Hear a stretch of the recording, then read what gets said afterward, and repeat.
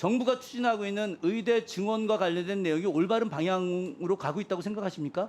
그렇지 않습니다. 모든 과정이 잘못됐습니다. 본인 소개 좀 간단하게 좀 해주시죠. 예, 저는 7월 12일까지 충북대학교 의과대학에서 근무했고 15년 동안 권역 심내혈관 질환 센터장으로 근무를 했었습니다. 그리고 거기에서 이제 의과대학 증원 사태에 대한 비대위원장을 맡고 4개월 동안 싸우다가 사직해서 지금 부산의 종합병원에서 일하고 있습니다. 아유, 안타깝습니다. 그래도 지금 의과대학의 현재 상황이나 충북대학교 의과대학의 상황 너무 잘 알고 계시겠죠? 예, 상당히 알고 있다고 자, 생각합니다. 그럼 한 가지 질문 좀 던져보겠습니다. 그 PPT 자면 좀 하나 좀 띄워주시겠습니까?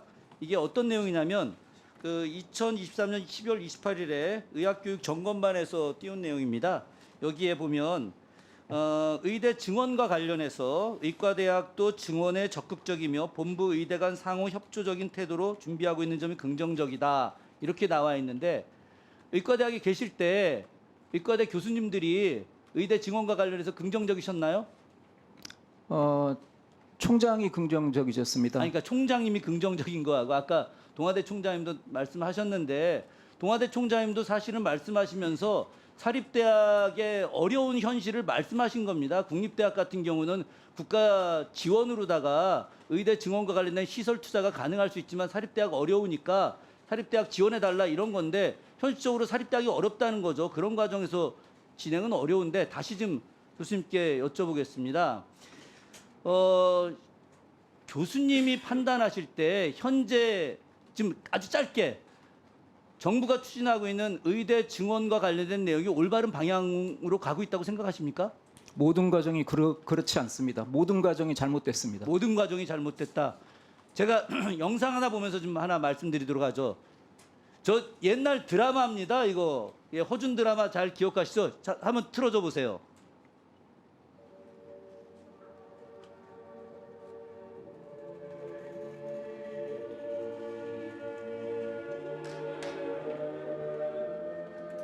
저는 알겠구나.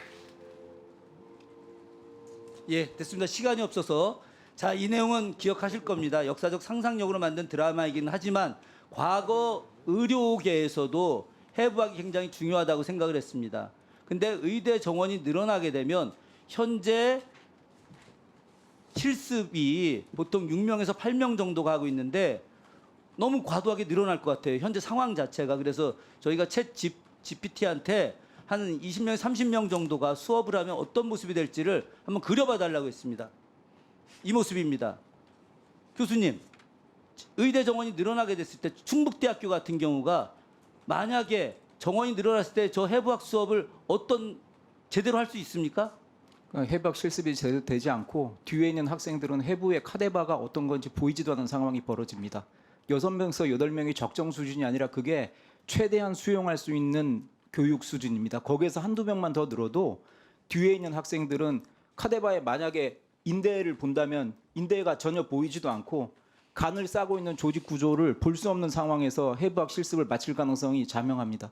그렇다고 한다면은 의료의 질을 높이는 것이 아니라 의료의 질을 격화시키는 거 아닙니까? 지금은 정부가 굉장히 열심히 일을 하시고 계시고 총장도 열심히 일하시고 계시지만 거기에서 바탕에서 얻어진 정보를 분석을 해봐도 지금 갖고 있는 의료 시설이라든가 교지 면적, 학생 1인당 면적, 학생 1인당 교수 수보다 후퇴하면 후퇴했지 절대로 전진할 수 없는 구조입니다. 고등교육법 시행령 28조에 보면 학생 정원을 늘리는데 교지, 교사, 교원 그리고 재정과 관련된 내용이 함께 담보되어 있는데 자, 교육부 입장에서는 좋습니다. 충분히 시설 여건 늘릴 수 있습니다. 라고 이야기하는데 시설 여건이 과연 한두 개 갖고 늘릴 수 있냐? 한번 PT 한번 봐주십시오.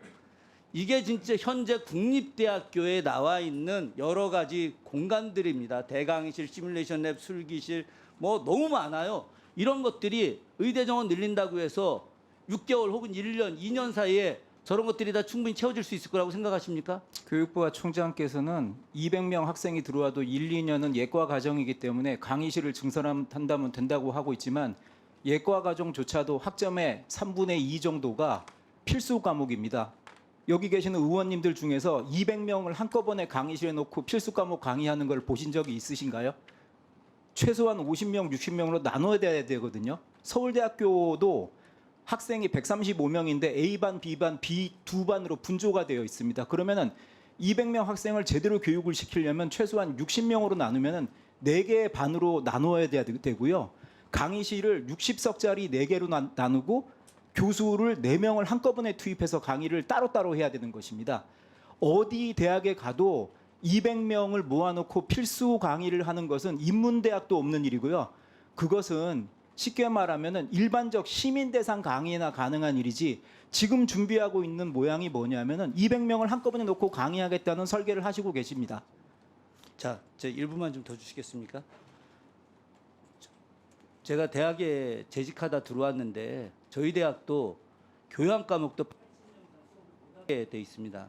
그런데 의과대학과 관련해서 이렇게 200명을 동시에 수용해서 수업을 할 수 있겠다라고 하는 이런 생각들, 이건 도저히 있을 수 없는 일이라고 생각을 하고 계시는 거죠? 예, 그렇습니다. 자, 그렇다고 한다면 지금 시간이 부족해서 교원 증대와 관련해서는 좀 다음 시간에 뭐 지금 말씀을 드리고자 하는데 1차 먼저 간단하게 현재 교육부는 1,000명 국립대학 교수 증대시키겠다라고 하는데 가능하다고 생각하십니까?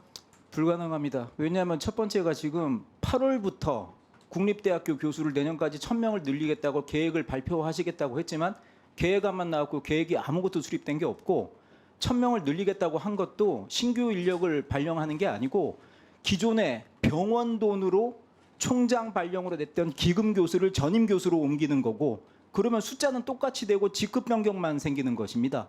그리고 그러면은 그 다음에는 병원에서 새로운 교수를 1,000명을 증원을 해야지 늘어나는 것 아니겠습니까? 그런데 지금은 거기에 대해서 대비는 아무것도 안 하고 있는 거죠. 그러니까 기금 교수가 전임 교수로 간다는 뜻이지 새로운 교수를 갖다가 내년에 1,000명을 새로 뽑는다는 게 아닙니다.